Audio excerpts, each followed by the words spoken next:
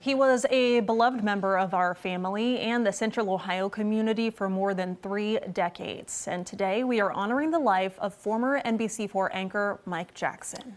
So many of us who worked with Mike have our own MJ stories. We're going to be sharing those today, but obviously so many of you have a great Mike story as well. So we wanted to take time to get your thoughts, your memories of a man with a big personality who left an even bigger impact on the people he encountered. NBC4 Cierra Johnson spoke with some here in Central Ohio who worked closely with Mike, had a chance to hear their stories and memories with him. Cierra?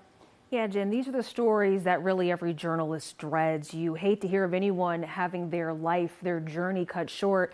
But because of how Mike lived his life, treated others, and the impact that he brought to his community, the moments I captured spoke to the legacy just one man can have. He had a lot of experience, but he was also fun to be around.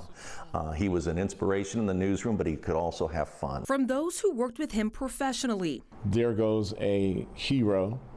He was a true hero to our community, particularly the African American community and representing black men. To those who worked with him to serve the community.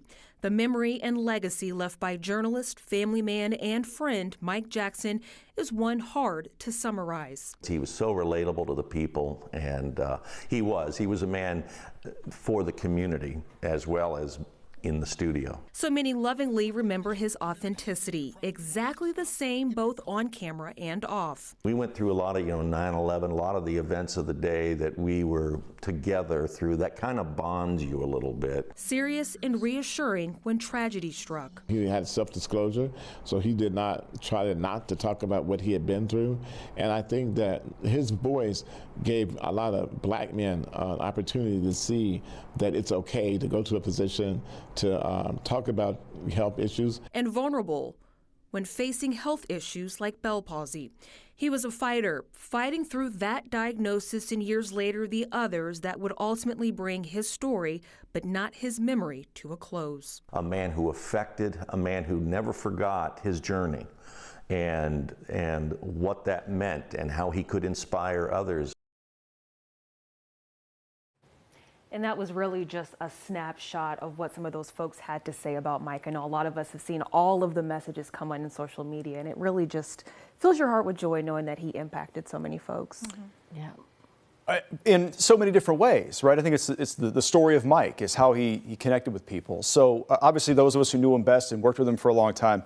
Colleen, the first thing I thought we'd talk about is the fact that when Mike had his stroke, you and I and his wife went with him to a therapy session. And we sat with Mike as he started that long, painful road back to mobility. And in his lowest moment, he was still himself. He still was, still making jokes, cracking jokes. The nurses all loved him because he came in every day with a good attitude. Yep. I keep telling myself I'm going to hold it together, and I'm going to, I promise. But he never felt sorry for himself.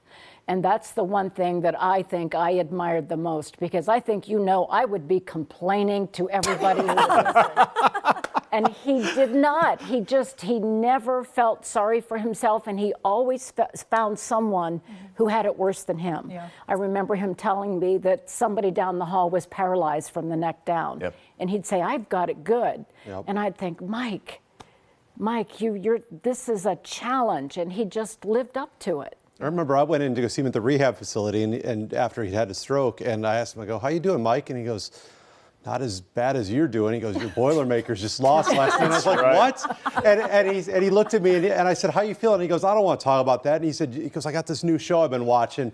And he just got into it. He was like always that friend, and that, I remember he taught me a recipe. Remember when he was on the morning show cooking? Yeah. And every day he'd wait around until the afternoon, and he'd be like, Mazza, he's like, Dave, you got to try this. You got to try this recipe. Yeah. And then one time I was trying it at home, and he kept texting me the whole time, asking how I'm doing. I'm like, I'm going to burn everything, Mike. What are you doing here? But he always wanted to take care of you. Yeah. Remember when he burned the apple crisp? I do remember that. Yeah. So when I first was an all-timer. When I first started with Mike, I was producing the morning show, and we did the Friday morning tailgates, and he was a great chef. But I always remember him walking into the newsroom with his flip phone. Yes. Oh, yes. And it was a time he when would not give he up would not that get up, phone. and he was like, why it works. Like, if it's not broke, don't fix it. And he would text from that thing too. But he was I know, took so him forever. cool. It took forever to text. Why would you Yes. question him? Like, he made you believe, like, well, maybe my iPhone is out of style. I don't know. But yeah, there are just so many moments. I remember in one of the facilities he was at for a while, in the room across from him was this much older woman who had trouble, you know, she had trouble getting around.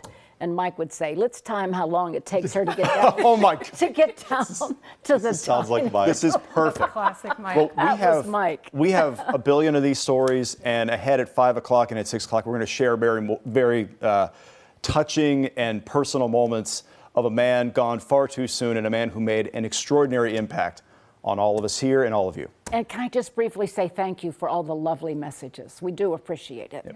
We're back right after this.